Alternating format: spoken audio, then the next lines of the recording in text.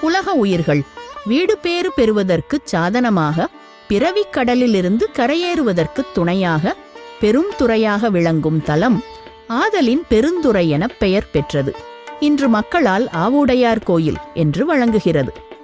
அரிமர்த்தன பாண்டியனிடம் முதலமைச்சராக இருந்த வாதவூரர் கீழ்கடற்கரைக்கு குதிரை வாங்கச் சென்றபோது அவரை குருந்த மரத்தின் கீழிருந்து குறுவடிவில் இறைவன் ஆட்கொண்டு அவரை மாணிக்கவாசகராக ஆக்கிய மாட்சிமை பெற்ற தலம். மாணிக்கவாசகர் அருள் பெற்ற புண்ணிய பூமி. அறுபரத்து ஒருவன் குருபரனாக வந்து காட்சி தந்த பதி. இத்திருக்கோயில் இறைவனின் கட்டளைப்படி மாணிக்கவாசகரால் கட்டப்பட்டது. ஆவணி மூலத்தில் குதிரைகள் வரும் என்று சொல்லச் செய்த பெருமான் அவ்வாறே நரிகளை பரிகளாக்கிக் கொண்டு சென்றார். அவ்வாறு செய்த இடம் நரிக்குடி என்று இன்று வழங்குகிறது. ஒருமுறை இறைவனே அந்தணராய் கிழவேடங்கொண்டு பெருந்துறையில் வாழ்ந்து வரும் 300 அந்தணர் வீட்டுக் குழந்தைகட்கும் வேதசாத்திரங்களை கற்றுத்தர முன்வந்தார். அந்தணர்களும் அது கேட்டு மகிழ்ந்து விநாயகரை பிரதிஷ்டை செய்து பாடசாலையொன்றை ஏற்படுத்தி தந்தனர். அந்தணர்களின் வீடுகளில் நாடொரும் புழுங்கலரிசி, பாகற்காய், முளைக்கீரை சமைத்து அப்பெரியவருக்கு உணவாகத் தந்து வந்தனர். அவரும் அவ்வுணவை உண்டு பிள்ளைகளுக்கு வேதங்களை கற்பித்து வந்தார். ஞானயோக சாஸ்திரங்கள், வியாகரணம், தர்க்கம் முதலியவை அனைத்தையும் முறையாக கற்பித்தார். குழந்தைகளோடு குழந்தையாய் கலந்து ஓடியாடியும் கண்ணை பொத்தி விளையாடியும் மகிழ்வித்தார். இவருடைய வரவால் குழந்தைகள் பெரிதும் மகிழ்ந்து வேதங்களை பயின்று வந்தனர். ஒரு நாள் குழந்தைகளோடு விளையாடிய கிழவர் திடீரென மறைந்தார். குழந்தைகள் அவரை காணாது வருந்தினர். தத்தமது பெற்றோர்களிடம் முறையிட்டனர். அவர்களும் மனம் வருந்தி எல்லாவிடங்களிலும் தேடினர். பயனில்லை. அன்றிரவு குழந்தைகள் அனைவருடைய கனவிலும் ஒரே சமயத்தில் இறைவன் தோன்றி, கிழவராக வந்து உங்களுக்கு வேத சாத்திரங்களை கற்பித்தது நானே. உங்கள் பெற்றோரிடம் சொல்லி இதுவரையில் நான் சுடச்சுட விரும்பியுண்டு வந்த புழுங்கல் அரிசி, முளைக்கீரை, பாகற்காய் ஆகிய இவற்றையே எனக்குச் சமைத்துச் சூட்டோடு நிவேதித்து வரச் செய்யுங்கள் என்று ருளிமறைந்தார். குழந்தைகள் விழித்து மகிழ்ந்து தத்தம் பெற்றோர்களிடம் செய்தியைச் சொல்ல வந்தவர் இறைவனே என்று மகிழ்ந்து வணங்கினர். அன்று முதல் சுவாமிக்கு கீழே சொல்வது போல் நிவேதனம் செய்யப்பட்டு வருகின்றது. இறைவன் குழந்தைகட்கு வேத சாத்திரங்களை ஒதுவித்த இடமாகிய குருந்தவனத்தில் ஸ்ரீ வித்யா கணபதி எழுந்தருளியுள்ளார். பாண்டிய மன்னனின் ஆட்சிக் காலத்தில் துண்டகன் என்னும் அமைச்சன் இருந்தான். அவன் பேராசை கொண்டவன். சிவபுரம் என்னும் இக்கிராமத்தின் வளத்தை கேள்வியுற்று அக்கிராமத்தை தான் அடைய எண்ணினான். அக்கிராமம் தனக்கு சொந்தமானது என்னும் அந்தணர்கள் தன்னிடமிருந்து பறித்து கொண்டதாகவும் மன்னனிடம் சொல்லிவிட்டு சிவபுரம் வந்து அதிகார பலத்தால் அந்தணர்களை விரட்டியடித்தான். எல்லை கற்களை எல்லாம் எடுத்தெறிந்தான். மறையவர்கள் செய்வதறியாமல் அவனை எதிர்க்க மாட்டாமல் சொத்துக்களை இழந்து அலைந்தனர். ஆத்மநாதரே கதி என்று அழுது வேண்டினர். அவர்களுக்கு அருள விரும்பிய ஆத்மநாதர் வயது முதிர்ந்தவராக வேடங்கொண்டு அந்தணர்களிடம் சென்று, என் பெயர் பரமசுவாமி, தில்லையிலிருந்து வருகின்றேன். உங்கள் கிராமத்தை பற்றிய விவரம் அனைத்தும் எனக்குத் தெரியும். உங்கள் நிலையை அறிந்துதான் நான் வந்துள்ளேன். என்னிடமுள்ள பட்டயத்தை காட்டி உங்களுடைய பூமியை மீட்டுத் தருகின்றேன். அப்படி மீட்டுத் தந்தால் நீங்கள் எல்லோரும் சேர்ந்து 300 ஒரு பங்கை எனக்குத் தர வேண்டும் என்றார். அது கேட்ட அந்தணர்கள் துண்டகனின் கொடுமையை கூறி அவரை தடுத்தனர். வந்த பெரியவர் அவர்களை தைரியப்படுத்தி அழைத்துக் கொண்டு மதுரை வந்தார். வீதியில் உரக்கக் கூவினார். மன்னனுக்குச் செய்தி தெரிந்தது. அவரை அழைத்து அமர்த்தி விவரம் கேட்டான். சிவபுர மகிமையையும் அரசனுடைய குலப்பெருமையையும் எடுத்துரைத்து தன் வசமிருந்த பட்டயத்தை காட்டினார். சினந்த மன்னன் அமைச்சனை அழைத்து விசாரிக்க அவனும் தன்னிடமிருந்த பட்டயத்தை காட்டினான். இரு பட்டயங்களையும் பார்த்த மன்னன் செய்வதறியாது திகைத்து இருவரையும் அந்த பூமிக்குரிய அடையாளங்களைச் சொல்லுமாறு கேட்டான். அமைச்சனோ தன் பூமியில் எவ்வளவு வெட்டினாலும் தண்ணீர் வாராது என்று சொன்னான். பெரியவரோ தன் பூமியில் வெட்டினால் நீர் வரும் என்றார். பாண்டியன் இருவரையும் அழைத்துக் கொண்டு சிவபுரம் வந்தான். கோயிலின் ஈசான திசையில் உயர்ந்த மேட்டில் நீரை வரவழைக்குமாறு கூறினான். பெரியவர் அதற்குடன்பட்டு அனைத்து தீர்த்தங்களையும் அவ்விடத்தில் வருமாறு சங்கற்பித்து பூமியை வெட்டிக்கீழ் நீரை மேலே வரச் செய்து வெளிப்படுத்தினார். அத்துடன் பூமியின் 4 எல்லைகளையும் அடையாளம் காட்டினார். பாண்டியன் துண்டகனை தண்டித்ததுடன் அமைச்சர் பதவியிலிருந்தும் நீக்கிவிட்டு மதுரை திரும்பினான். அந்தணர்கள் தங்கட்கு பூமியை மீண்டு தந்த பெரியவர் ஆத்மநாத சுவாமியே என்று துதித்து அவரை பிரம்ம ரதத்தில் ஏற்றி உபசரித்து ஊர்வலமாக அழைத்து வந்து வாக்களித்தபடியே அவருக்கும் ஒரு பங்கை அளித்து தங்களோடு அவரையும் சேர்த்து கொண்டனர். அவரும் இறைவனும் அவர்களோடு சேர்ந்து 301 ஆனார். வெள்ளாறு, ஸ்வேதநதி பாய்கின்ற வயற்பரப்புகள் நிறைந்த பகுதி. தெள்ளுநீர் வெள்ளாறுபாய் திருமிழலை நாட்டுப் பெருந்துறை என்பது சிவலோக நாயகி பொன்னூசலில் வருந்தொடர். திருவாசகத்திலுள்ள 51 பகுதிகளும் 20 பகுதிகள். சிவபுராணம், திருச்சதகம், திருப்பள்ளி எழுச்சி, செத்திலாப்பத்து, அடைக்கலப்பத்து, ஆசைப்பத்து, அதிசயப்பத்து, புணர்ச்சிப்பத்து, வாழாப்பத்து, அருட்பத்து, பிரார்த்தனைப்பத்து, குழைத்தபத்து, உயிருண்ணிப்பத்து, பாண்டிப்பதிகம், திருவேசரவு, அற்புதப்பத்து, சென்னிப்பத்து, திருவார்த்தை, திருவெண்பா, பண்டாய நான்மறை இத்தலத்தில் பாடப்பெற்றவை.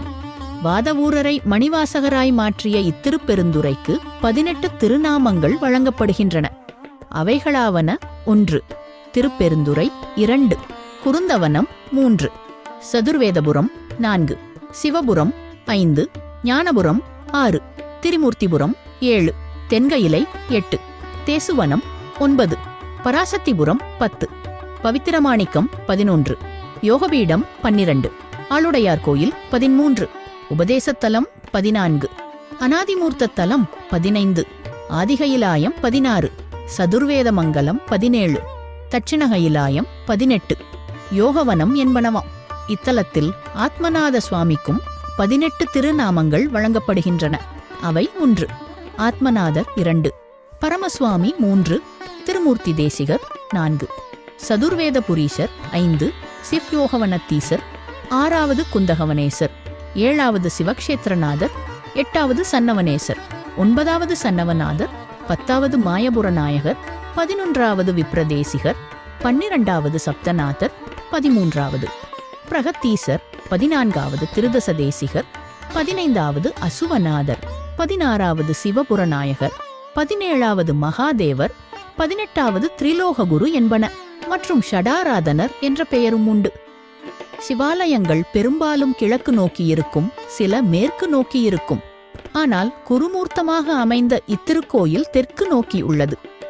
தவிர சிவாலயங்களில் இறைவன் சிவலிங்கபான வடிவில் அருவுருவாகக் காட்சி தர, இக்கோயிலில் மட்டும் குருந்தம் மேவிய குருபரனான ஆத்மநாதர் அருவமாக இருந்து சித்தத்தை சிவமாக்கும் சித்தினை செய்தருளுகின்றார்.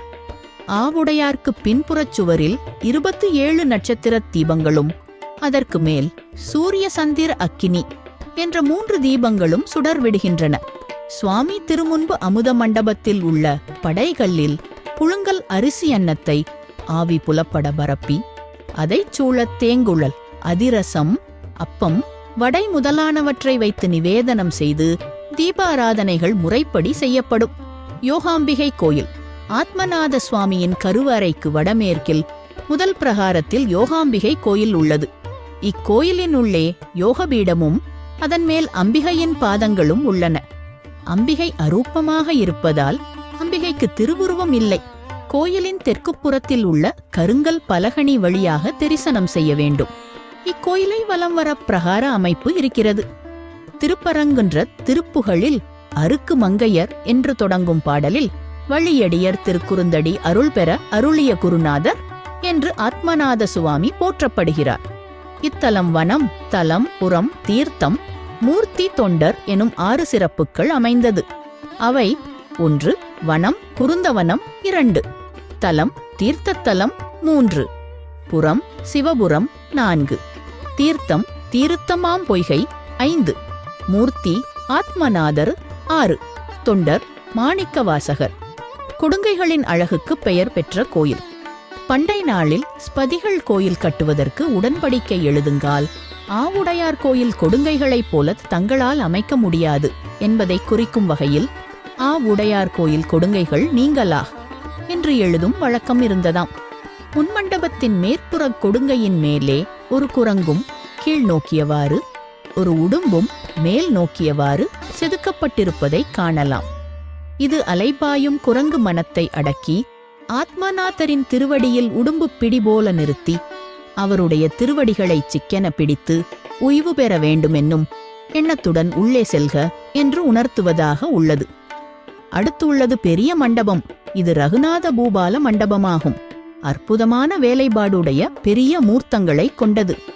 இம்மண்டபம் பாலவனம் ஜமீன்தாரர்களின் முன்னோர்களான வேதவன பண்டாரம், ஆறுமுகப் பண்டாரம் ஆகியோர்களால் 330 ஆண்டுகளுக்கு முன் கட்டப்பட்டதாம்.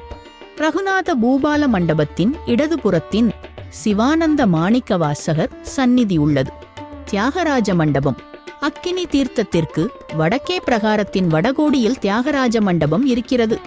இதற்கு அச்சுதப்ப பூபால மண்டபம் என்ற பெயரும் உண்டு. இம்மண்டபத்து 2 பெரிய தூண்களில் குதிரை வீரர் சிற்பங்கள் 2 உள்ளன. மண்டபத்தின் நடுவில் உள்மதிலை ஒட்டினாற்போல் மேற்கு முகமாக முத்து விநாயகர் சந்நிதி உள்ளது. இம்மண்டபத்தின் மேல் தளத்தில் கருங்கல் சங்கிலி தொங்குகிறது. இந்த மண்டபத்தின் வடக்கு பகுதியில் ஊஞ்சல் மண்டபம் ஒன்று இருக்கிறது. இவ்விரு மண்டபங்களும் ஒன்று போல் இணைக்கப்பட்டு மேல் தளத்தால் மூடப்பட்டிருக்கிறது. மேல் தளத்தின் 4 பக்கங்களிலும் உள்ள கொடுங்கைகள் அதி அற்புதமான வேலைப்பாடுகளுடன் அமைக்கப்பட்டுள்ளன.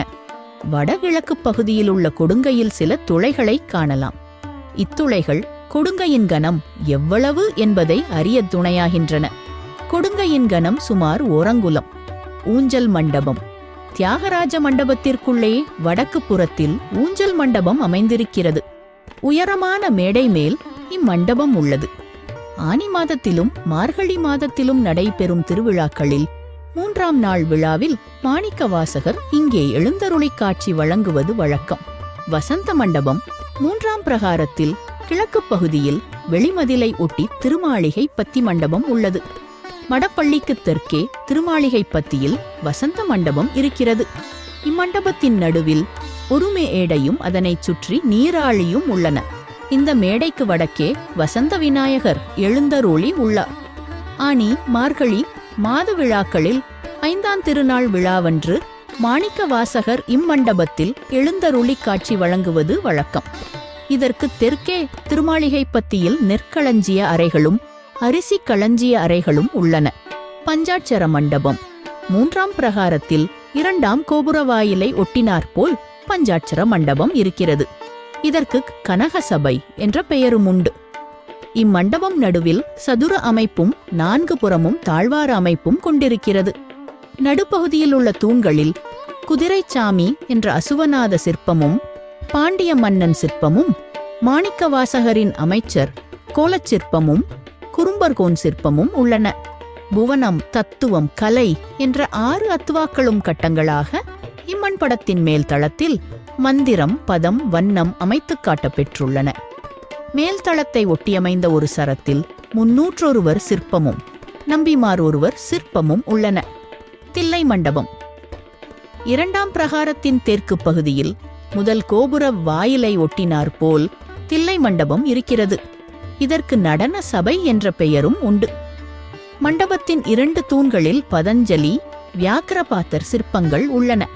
மற்றும் இம்மண்டபத்தின் 4 தூண்களில் குறவன்குரத்தி சிற்பங்கள் உள்ளன.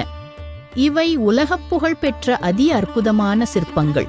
சுந்தரபாண்டியன் மண்டபம். ஆத்மநாதர் மூலக்கோயிலுக்கு எதிரே சுந்தரபாண்டியன் மண்டபம் உள்ளது.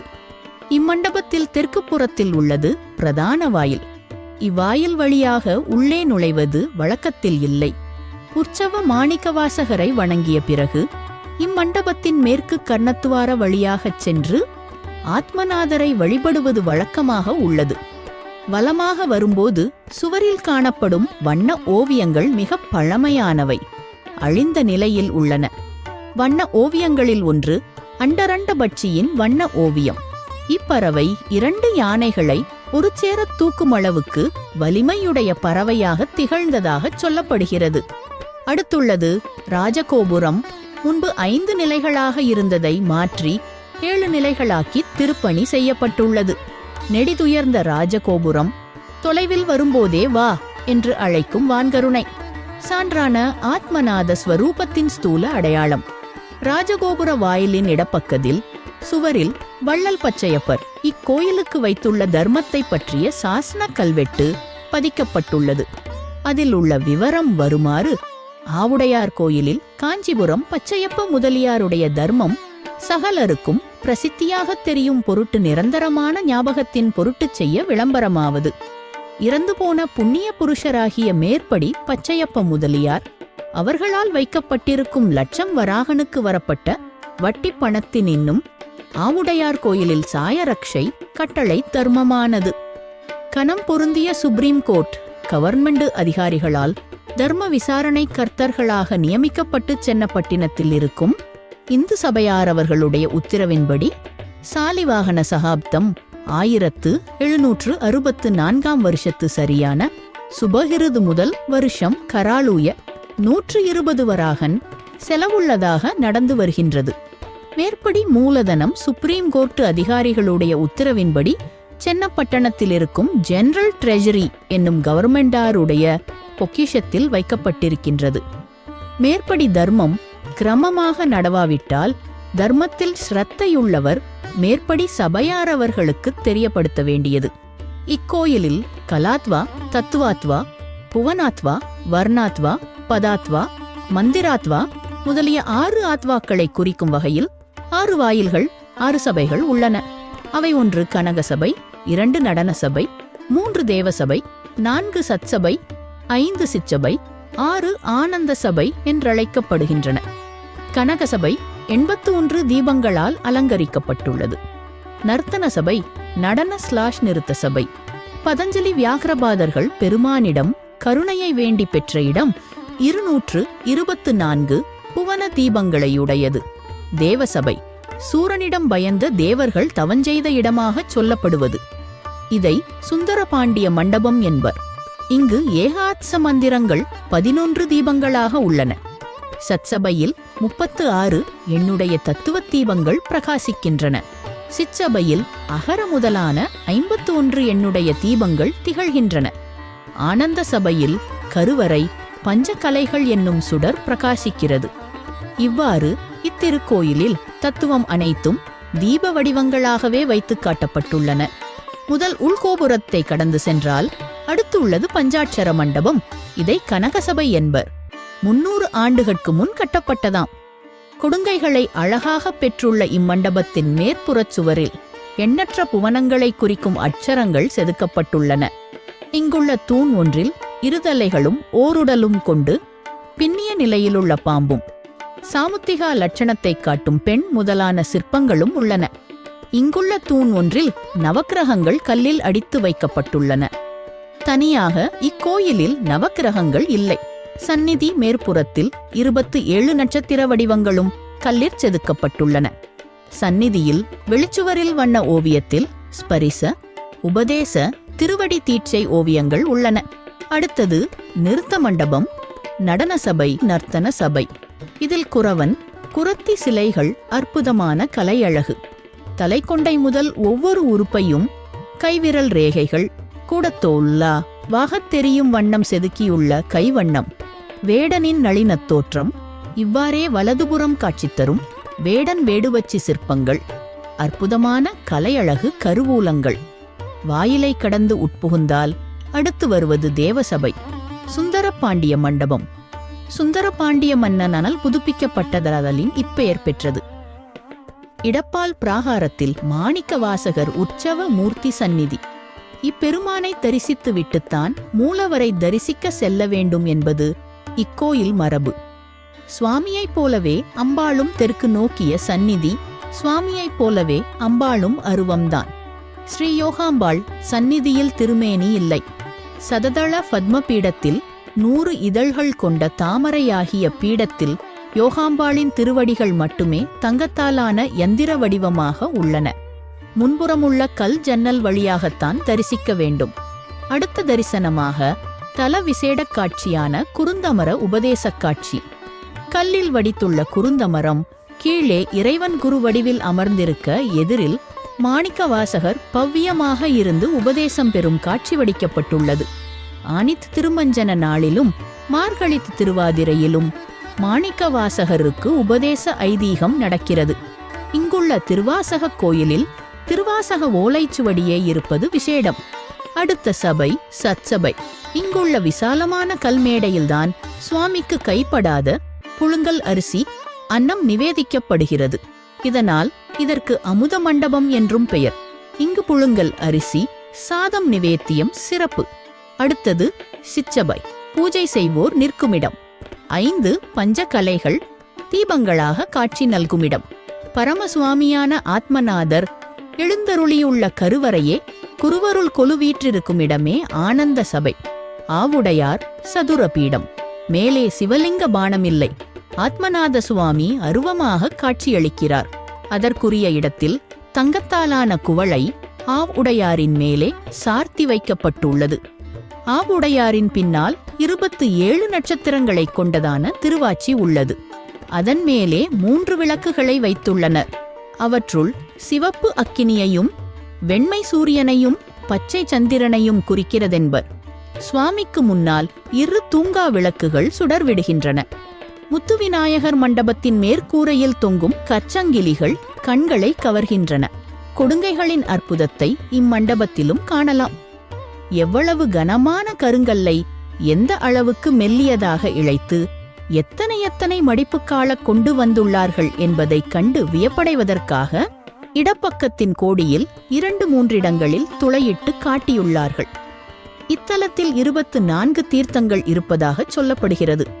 அவை அக்கினி தீர்த்தம், ஆத்மகூபம், வேத தீர்த்தம், நாராயண தீர்த்தம், தேவ தீர்த்தம், வாயு தீர்த்தம், மானவ தீர்த்தம், காலாக்னிருத்ர தீர்த்தம், ரிஷி தீர்த்தம், ஆசுர தீர்த்தம், காந்தர்வ தீர்த்தம், இந்திர தீர்த்தம், பராசர தீர்த்தம், சூரிய தீர்த்தம், சந்திரவாவி, வைதிக தீர்த்தம், லட்சுமி தீர்த்தம், சரஸ்வதி கூபம், பக்த தீர்த்தம், பாண்டவ தீர்த்தம், கௌதம தீர்த்தம், தொண்டர்குழி, கீழ்நீர், ஸ்வேதநதி என்னும் பாவ்சி லாறு என்பவாகும். மூலவருக்கு மகுடாகமம் உத்தரபாகத்தின்படி பூஜைகள் நடைபெறுகின்றன. நாள்தோறும் 6 கால பூஜைகள். ஆத்மநாதருக்கு 6 காலங்களிலும் புழுங்கலரிசி நிவேதனம் ஒரு தவலையில் வடித்து கைப்படாமல் அப்பாத்திரத்தோடு கொண்டு வந்து அமுத மண்டபத்தில் உள்ள கருங்கல் மேடையில் சுவாமிக்கு எதிரில் அப்படியே கொட்டி ஆவியோடு சுவாமிக்கு நிவேதிப்பதை நாமும் பார்த்து ரசிக்கலாம். அர்த்தசாமத்தில் தினமும் சுவாமிக்கு புளியோத்திரை, எள் சாதம், பால் சாதம், உளுந்து சாதம், பாகற்காய், முளைக்கீரை நிவேதனம் நிவேதிக்கப்படுகின்றன. திருவிழா காலங்களில் வழக்கமான மேற்படி நிவேதனங்களுடன் தேன்குழல், வடை, புட்டு, சீயம், அதிரசம், தோசை முதலியவை சிறப்பு நிவேதனமாகும். இந்த நிவேதன அமைப்பு ஆணிமகத்திலும் மார்கழித் திருவாதிரையிலும் நடைபெறும் உற்சவ காலங்களில் மாணிக்வாசகருக்கும் உண்டு. ஆத்மநாத சுவாமிக்கு வருடம் முழுவதும் உள்ள நைவேத்தியம் மாணிக்கவாசகருக்கும் இந்த இருவிழா காலங்களில் 10+10 சமம் 20 நாள்களில் படைக்கப்படுகிறது.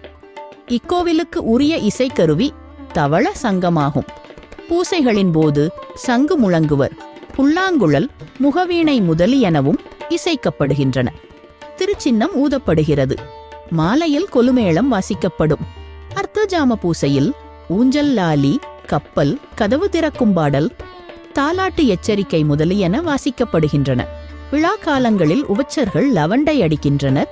கொம்பு, வளைகொம்பு, எக்காளம், கௌரிகாளம் முதலியவற்றை ஊதும் வழக்கமும் இருந்துள்ளது. யோகாம்பிகை சந்நிதியில் 18 தாளவாத்திய கருவிகளில் ஒன்றான சல்லரி என்ற இசைக்கருவி கெத்துவாத்தியம் தினமும் சாயரட்சை முடிந்ததும் வாசிக்கப்பட்டு வந்துள்ளது. கோயில் கல்வெட்டுக்களில் இத்தலம் மிழலை கூற்றத்து நடுவிற்கூற்றம், பிரமதேசம் தனியூர் திருப்பெருந்துறையான பௌத்திர மாணிக்க சதுர்வேத மங்கலம் என்று குறிக்கப்பட்டுள்ளது. இக்கோயிலில் உள்ள மண்டபங்களில் கல்வெட்டுக்கள் நிரம்ப உள்ளன. இக்கல்வெட்டுக்கள் மூலம் கோயிலுக்கும் சுவாமிக்கும் விடப்பட்ட நிபந்தங்கள், குத்தகைதாரர்களின் பத்திரங்கள், கும்பாபிஷேகம் நடைபெற்ற விபரங்கள், நிர்வாகச் செய்திகள் முதலியவை தெரிய வருகின்றன. இத்திருக்கோயிலுக்கு சற்று தொலைவில் ஆதிகைலாயநாதர் கோயில் உள்ளது. தனிக்கோயில். மாணிக்க வாசகருக்கு முதல் உபதேசக் காட்சி அங்குதான். இக்கோயில் மாணிக்கவாசகருக்கு முன்பிருந்தே உள்ளது. இப்பகுதிகள் அனைத்தும் ஒரு காலத்தில் காடாக இருந்ததாம். தற்போது ஆதிகைலாயநாதர் கோயில் உள்ள இடத்தை வடக்கூர், வடக்களூர் என்றும், ஆவுடையார் கோயில் உள்ள இடத்தை தெற்கூர் என்றும் சொல்கின்றனர். ஆதிகைலாயநாதர் கோயில் கிழக்கு நோக்கியது. சிவகாமி அம்பாள் சந்நிதி தெற்கு நோக்கியது. பராசரர், புலஸ்தியர், அகத்தியர் முதலிய மகரிஷிகள் இங்கிருந்ததாக சொல்லப்படுகின்றது. இக்கோயிலில் கொடிமரம், பலிபீடம், நந்தி, சண்டீச்சர் இல்லை.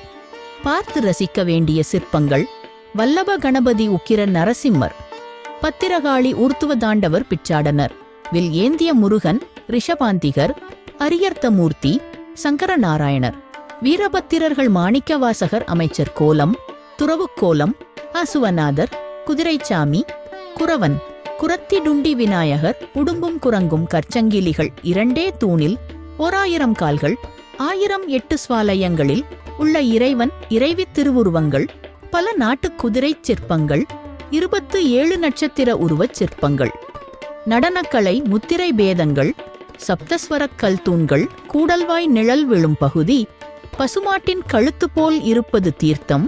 திருப்பெருந்துறையில் பல தீர்த்தங்கள் உள்ளன. இவற்றுள் ஆதியில் உண்டானவை 9 தீர்த்தங்கள். இவை நவதீர்த்தம் எனப்படும். சிவதீர்த்தம் இது அம்பாள் சந்நிதிக்கு எதிரே கிணறு ரூபமாக இருக்கிறது. இதற்கு ஆத்மகூபம், ஆன்மநாத கூபம் என்றும் பெயர்கள் உண்டு. இதன் தீர்த்தம் ஆன்மநாதர்க்கு அபிடேகத்துக்கு மட்டும் பயன்படுத்தப்படுகிறது. அக்கினி தீர்த்தம் இது ஆன்மநாதர் ஆலயத்தில் தென்மேற்கில் குளமாக இருக்கிறது. இதற்கு சத்தி தீர்த்தம், திருத்தமாம் பொய்கை என்ற பெயர்கள் உண்டு. இதன் தீர்த்தத்தை கண்டாலும், தொட்டாலும், பருகினாலும், நீராடினாலும் நினைத்த பயனை பெறலாம். தேவதீர்த்தம் இது ஆன்மநாதர் ஆலயத்தின் எதிரே தெற்கு திசையில் நெல்லியடி என்ற இடத்தில் பெரிய தடாகமாக விளங்குகிறது. இதற்கு நாததீர்த்தம் என்ற பெயரும் உண்டு. இத்தீர்த்தத்தில் நீராடுவோர் இம்மை இன்பமும் மறுமை போகமும் அனுபவித்து இறுதியில் சிவனடி சேர்ந்து பேரின்பம் எய்துவர். முனிவர் தீர்த்தம் இது திருக்கோயிலின் வடக்கு வீதிக்கு அருகில் ஓடையாக இருக்கிறது. இதற்கு விந்து தீர்த்தம், ரிஷி தீர்த்தம் என்ற பெயர்களும் உண்டு. இதில் நீராடினால் சகல பாதகங்களும் நீங்கும். அசுர தீர்த்தம் இது திருக்கோயிலின் மேற்கு திசையில் இருக்கிறது. இதற்கு சதாசிவ தீர்த்தம், குளிர்ச்சி குளம் என்ற பெயர்கள் உண்டு. இதில் நீராடுவோர் பாவங்கள் நீங்கி வீடு பேறு அடைவார்கள். வாயு தீர்த்தம் இது ஆன்மநாதர் ஆலயத்திற்கு வடமேற்கு திசையில் இருக்கிறது. இதற்கு மகேச்ச தீர்த்தம் என்ற பெயரும் உண்டு. இத்தீர்த்தத்தில் நீராடினால் தீராத வியாதிகள் தீரும். சிவகங்கை தீர்த்தம் இது ஆன்மநாதர் ஆலயத்திற்கு வடகிழக்கே உள்ள கைலாசநாதர் திருக்கோயிலுக்கு வடக்கே உள்ளது. இதற்கு உருத்திர தீர்த்தம் என்ற பெயரும் உண்டு. இதில் நீராடுவோர் கைலாய பதவி பெறுவார்கள். நாராயண தீர்த்தம் இது திருக்கோயில் வடக்கு வீதியில் பெருமாள் கோயிலுக்கு மேற்கே ஓடை ரூபமாக இருக்கிறது. இதற்கு விஷ்ணு தீர்த்தம் என்ற பெயரும் உண்டு. இதில் மூழ்குபவர்கள் முப்பகையும் நீங்கி மெய்ஞானம் பெற்று வீடுபேறு அடைவார்கள். பிரம்ம தீர்த்தம் இது திருக்கோயிலுக்கு மேற்கு திசையில் இருக்கிறது. இது முதன்மையப்பர் சந்நிதி குளம் என்று இப்போது சொல்லப்படுகிறது. இதில் மூழ்குகிறவர்கள் மகாபாதகங்கள் எல்லாம் நீங்கப் பெறுவர். மேலே சொல்லப்பட்ட நவந்தருபேதமான 9 தீர்த்தங்களேயன்றி மேலும் 64 கோடி தீர்த்தம், வெள்ளாறு, திருத்தொட்டி தீர்த்தம் முதலியனவும் திருப்பெருந்துறையில் உள்ளன. 64 கோடி தீர்த்தம். இறைவனின் திருவருளால் இத்தலத்தில் வெட்டின இடமெல்லாம் நீர் பெருகியது. இப்படி வெட்டி நீர் வரக்கண்ட குளங்களே 64 கோடி தீர்த்தமாகும். அவைகளில் ஒரு சில தற்போது குருமனுடையான் தோப்புக் கிணறு, கட்டளை மடத்து தோப்புக் கிணறு, கணநாதர் கோயில் கிணறு, ராமகங்கை ஓடை என்ற பெயர்களில் பேசப்படுகின்றன. வெள்ளாறு இது ஆவுடையார் கோயிலுக்கு வடக்கே ஓடுகிறது. இதற்கு ஆனந்த வெள்ளாறு என்ற பெயரும் உண்டு. திருத்தொட்டி தீர்த்தம் ஆன்மநாதருக்கும் யோகாம்பிகைக்கும் அபிடேகமான நீர் தேங்கியிருக்கிற தொட்டி திருத்தொட்டி தீர்த்தமாகும். இந்த நீரை முகந்து நீராடுகிறவர்கள் உடலை பற்றிய பல நோய்களும் உயிரை பந்தித்து இருக்கிற மலப்பிணியும் நீங்கி பாதகங்களும் நீங்கப் பெறுவார்கள். திருக்கோயில் பூசை முறைகள்: ஆவுடையார் கோயிலில் நாடொரும் உஷக்காலம், திரிகால சந்தி, காலசந்தி, உச்சிக்காலம், சாயரட்சை, அர்த்தசாமம் என்று 6 கால பூசைகள் நடைபெறுகின்றன. உஷக்கால பூசை. நடுவாசல் காவல்காரர் விடியற்காலையில் 4:30 மணிக்கு மணியடிப்பார்கள். வெளிமண்டபத்தில் நித்திரை செய்யும் நம்பிமார் முதலியோர் மணி ஓசை கேட்டு எழுவர். அனைவரும் நீராடி ஆச்சாரத்துடன் தத்தம் காரியம் தொடங்குவர். சுயம்பாகிகள் நிவேதனம் தயாரிப்பர். பரிசாரகர் சன்னதிகளை தூய்மை செய்வர். இடையர்கள் பஞ்சகவ்ய பொருள்களும் அபிஷேகப் பாலும் கொண்டு வருவர். நம்பிமார்கள் அனுஷ்டானம் முடித்து தேவசபைக்கு வந்து பஞ்சகவ்யம் சேர்த்து புண்ணியாக வசனம் செய்து மடைப்பள்ளி முதலான இடங்களில் தெளிப்பர். பிறகு சிற்றபைக்கு பவந்து கெண்டா பூசை, கலச பூசை, சங்க பூசை, துவார பூசைகளைச் செய்து ஆத்மநாதர் சன்னதியை திறப்பர். தீபம் போடுவர். அவ்விதமே அம்பாள் சந்நிதி, குருந்த மூலமாகிய இடங்களிலும் புண்ணியாக வசன ஜலம் தெளித்து தீபம் இடுவர். பிறகு சுவாமி சந்நிதியிலும் அம்மன் சந்நிதியிலும் அபிஷேகம் நடக்கும். புண்ணியாக வசனம் செய்து கெண்டா பூசை முதலியன செய்து அலங்காரம் நடைபெறும். பிறகு மாணிக்கவாசகர் சன்னதியில் சுவாமிக்கும் குருந்த மூலத்துக்கும் தீபாராதனை நடக்கும். பிறகு கதவு திறக்கப்படும். கணபதி முதலிய பரிவார மூர்த்திகளுக்கு அபிஷேக அலங்காரம் செய்து தீபாராதனை நடைபெறும். அதன் பிறகு அம்பாளுக்கும் மாணிக்கவாசகருக்கும் ஏக காலத்தில் தீபாராதனை நடக்கும். பிறகு மற்ற பரிவார மூர்த்திகளுக்கும் தீபாராதனை. இவ்வாறு பூசை நடக்கும்போது சுவாமி சன்னதியில் தீபாராதனையும் நடந்த பின்பு அஷ்டவர்க்கம் ஓதலும் வேதம் ஓதலும் தட்சிணாமூர்த்தி சகஸ்ரநாமார்ச்சனையும் சுத்தான்ன நிவேதனமும் திருவாவடுதுறை ஆதீனத்து பண்டாரச் சந்நிதிகளின் நாம நட்சத்திரத்துடன் ஆசீர்வாதமும் நடக்கும். அதன் பிறகு ஓதுவாமூர்த்திகள் தேவார திருவாசகம் ஓதுவார். இவ்விதமே எல்லா சன்னதிகளிலும் தீபாராதனை நடக்கும். ஒவ்வொரு கால பூசையிலும் சுவாமியின் நிர்மால்யம் மாணிக்கவாசகர்க்குச் சாத்தப்பெறும். திரிகால சந்தி பூசை. இது புதுக்கோட்டை மகாராஜாவின் கட்டளையின் கீழ் நடைபெறுவதாகும். நம்பிமார்கள் சுவாமி சன்னதிக்கு புண்ணியாக வசனம் செய்த பிறகு குருந்த மூலத்துக்கு அபிஷேகமும் அஷ்டோத்தரமும், அம்பாளுக்கு அபிஷேகமும் லலிதா சகஸ்ர நாமார்ச்சனையும், மகாராஜாவின் நாம நட்சத்திரத்துக்கு ஆசீர்வாதமும் நடக்கும். பிறகு மாணிக்கவாசகருக்கு சகஸ்ர நாமார்ச்சனை நடக்கும். காலசந்தி பூசை. நம்பிமார் தேவசபையில் புண்ணியாகவசனம் செய்து சகல இடங்களிலும் தெளிப்பர். வைதீகர் சுவாமி சன்னதி, குருந்த மூலம், அம்பாள் சன்னதிகளில் ருத்திர கலசத்தை ஆயத்தம் செய்து வைப்பர். நம்பிமார் அக்கலசங்களில் பூசை செய்து அபிஷேகம் செய்வர். குருந்த மூல அபிஷேகமான பிறகு செட்டியார் கட்டளைக்காக சகஸ்ரநாம அர்ச்சனை நடக்கும். பிறகு சுவாமி சன்னதி, அம்பாள் சன்னதி முதலியவற்றிலும் அபிஷேக அலங்கார தீபாராதனைகள் நடைபெறும். உச்சிக்கால பூசை. இது சேதுபதி மகாராஜாவின் கட்டளையின் கீழ் நடைபெறுவதாகும்.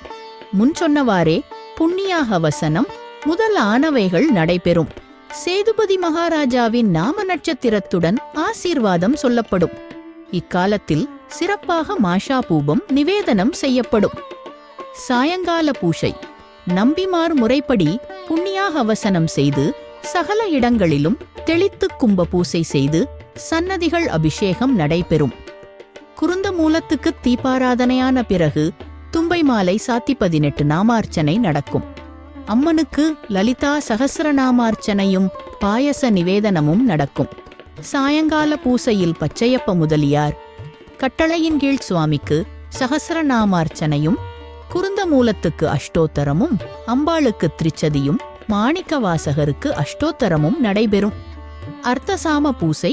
இது உடையா தேவர் கட்டளையின் கீழ் நடைபெற்று வருவதாகவும் முதலில் கணேசருக்கு கணேச சகஸ்ரநாமார்ச்சனை நடக்கும். பிறகு நம்பிமார் புண்ணியாக வசனம் வைத்து சகல இடங்களில் தெளித்து முறைப்படி அபிஷேகம் செய்வர். சுவாமிக்கு சகஸ்ர நாமார்ச்சனையும் வர்க்கான்ன நிவேதனமும் நடக்கும். அம்பாளுக்கு சகஸ்ர நாமார்ச்சனையும் முத்கான்ன நிவேதனமும் நடக்கும். தீபாராதனையுடன் பூசை முடிவு பெறும். உற்சவங்கள். இத்தலத்தில் ஆனி மாதம், மார்கழி மாதம் ஆகிய காலங்களில் 2 உற்சவங்கள் நடைபெறும். அவற்றுள் ஆனி மாத உற்சவம் மகத்தானது.